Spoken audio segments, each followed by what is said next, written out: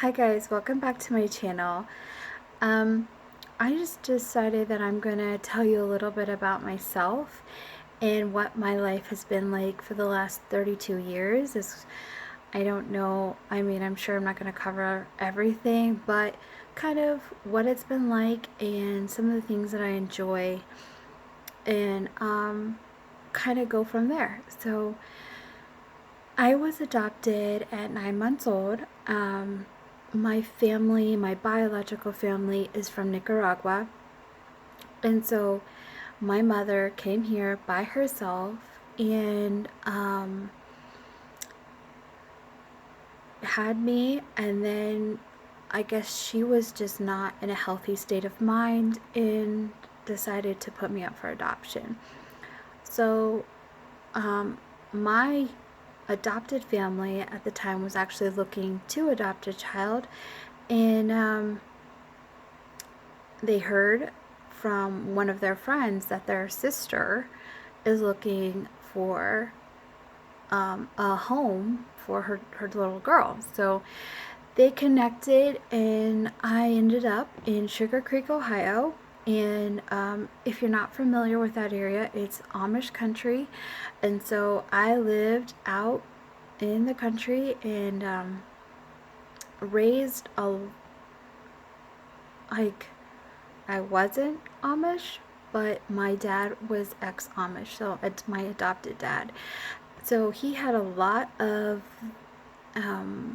those beliefs, and my mom came from a Mennonite background, so I was raised quite differently than most of the kids that I ended up growing up with. Um, it's not, there's a lot of rules and just, you know, some things are like, you need to um, just be modest and, um, you know, don't cut your hair. Just different things that I was told that we don't do, like painting your nails and wearing makeup, and you just never too much. Don't.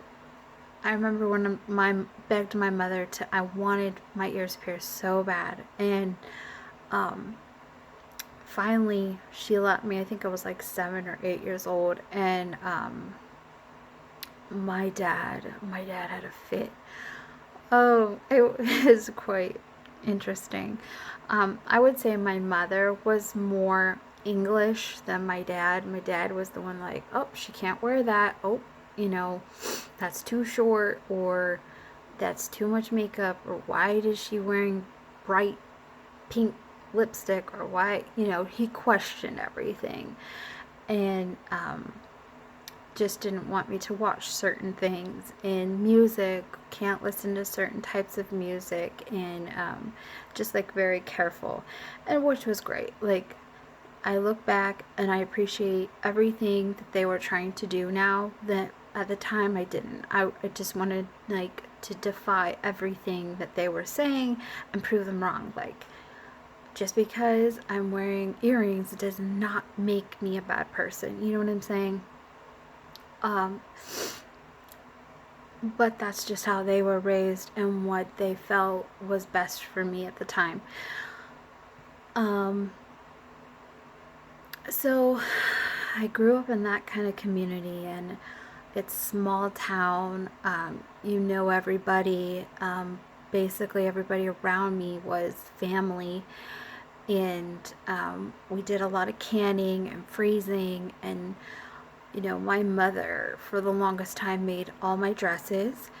And so you learned how to sew, you learned how to quilt. My grandmothers both quilted, so sometimes they would take me to the, ladies quilting club. And I'm trying to think, just in the garden, we baled hay, and we learned how to milk a cow and go get the, eggs from the chickens. And baking was so huge and like my favorite thing. I think that's why I love right now to cook and bake because I watched so many women in, you know, as I was being raised, cook and bake, and they didn't just bake a little bit. Like, we had big families. Like, my adopted family comes from a really large, both sides, large families. So you're cooking for like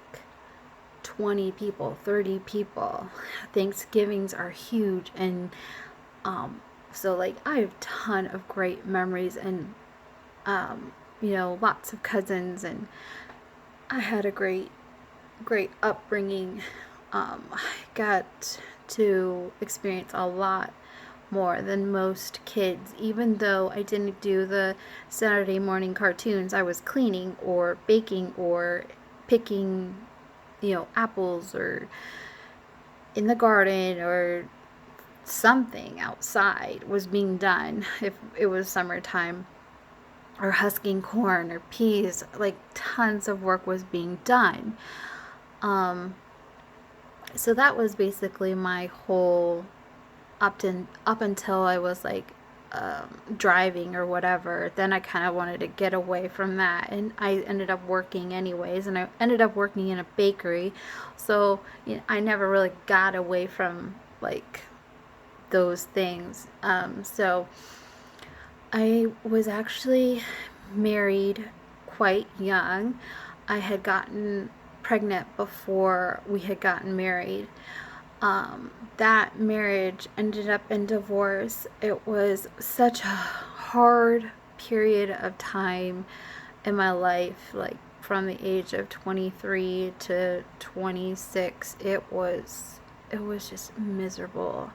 Um, like, everything that you planned to do with your family, and like all just like felt like it was washed away in one day, just gone, disappeared. I felt like I had buried my husband at the time, and I was just like devastated over everything that I had found out. And I didn't even know who he was anymore, or he just, like I said, just felt so lost in that situation. I did get a lot of help. Like, I went to counseling and trying to find out who I was, what I needed to do. I had two young boys, and so I had to learn how to be a single mom. And it was not easy.